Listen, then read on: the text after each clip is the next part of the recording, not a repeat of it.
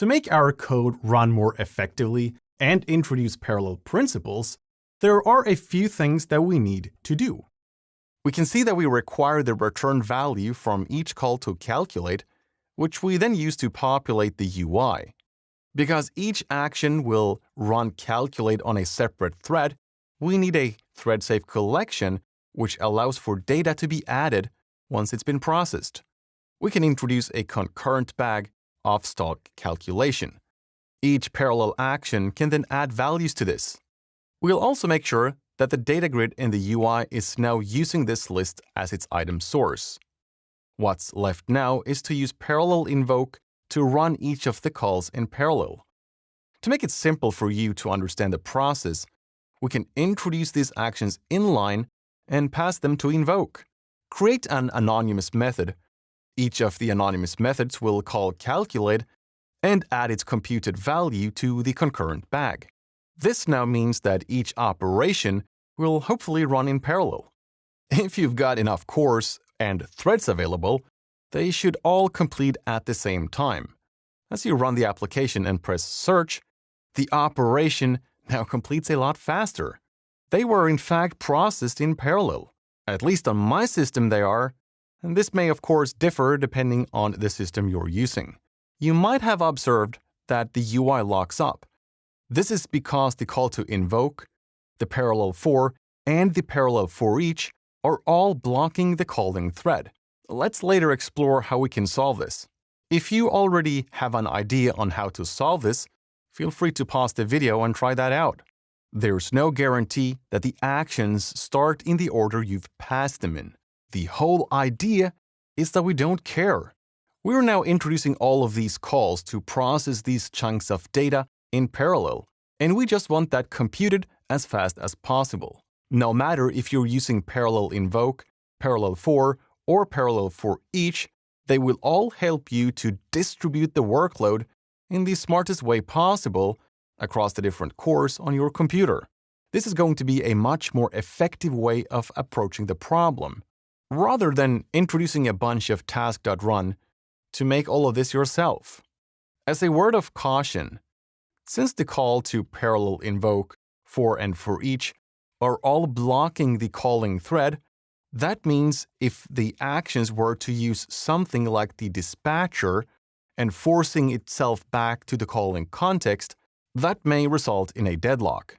So really avoid doing that. These different methods on the parallel class also provide some configuration options. The first parameter that we can pass to parallel invoke can be an instance of parallel options. The parallel options allow us to pass a cancellation token, which means the parallel execution can be canceled. Remember, they're all using tasks internally. This means we'd have to handle the cancellation just as we'd handle the cancellation in an asynchronous operation. We also have something called degree of parallelism. This will allow you to change the maximum number of concurrent tasks. What do you think happens if I change this to 2? I've got 12 cores on my machine, so it can handle a lot of work. However, if I don't lower the number of concurrent tasks, it may consume all my available resources on the system. I'm not suggesting or recommending that you manually change this to a lower setting, as it's often the intent to solve a problem as fast as possible. In the case where you know that the operation is CPU intensive for a really long period of time, it may, however, be a good idea to lower this to avoid a very unhappy user. If you run this with a lower setting, you can see that it takes a little bit longer to complete the operation, at least comparing to when it used all the available resources. Consider the case of there being hundreds of stock identifiers to be processed. Lowering this will have a drastic change to the performance. You can set a breakpoint in each of the anonymous methods that are passed to parallel invoke. Once the application runs, you can see that the max degree of parallelism is set to 2. It will therefore start 2 of them. As they complete, another 2 will start. Of course, our operations happen to take roughly the same amount of time to process. If that wasn't the case, It would start the new operation as soon as one of them have finished. This shows some of the really great benefits of using the parallel class available in the task parallel library, as opposed to building something on your own using tasks or even the lower-level concept of a thread. This provides an out-of-the-box solution which helps you to distribute parallel work. As we've seen, Parallel Invoke is really powerful. It enables you to execute parallel operations. We can configure exactly how many tasks that we want to concurrently run, but in the most cases, you want to keep that to the default setting. If we don't set this, the methods on the parallel class will run as effectively as possible, depending on the system that executes it.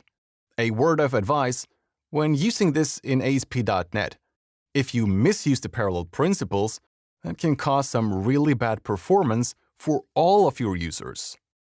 Just imagine if you have an invocation from a user where it runs something that utilizes all the available cores on the server.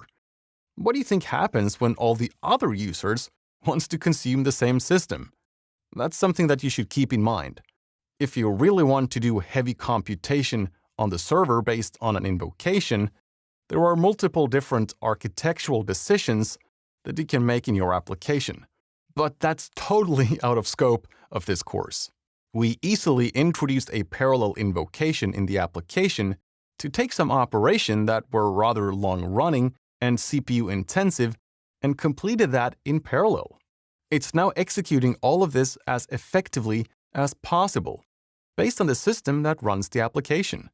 We've still got a lot to learn to fully understand how to effectively apply these parallel principles in our C# applications.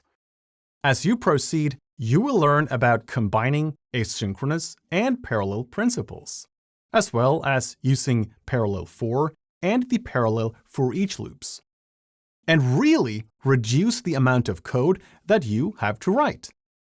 At the same time, provide additional functionality which will help you write better and faster and as well easier to maintain code.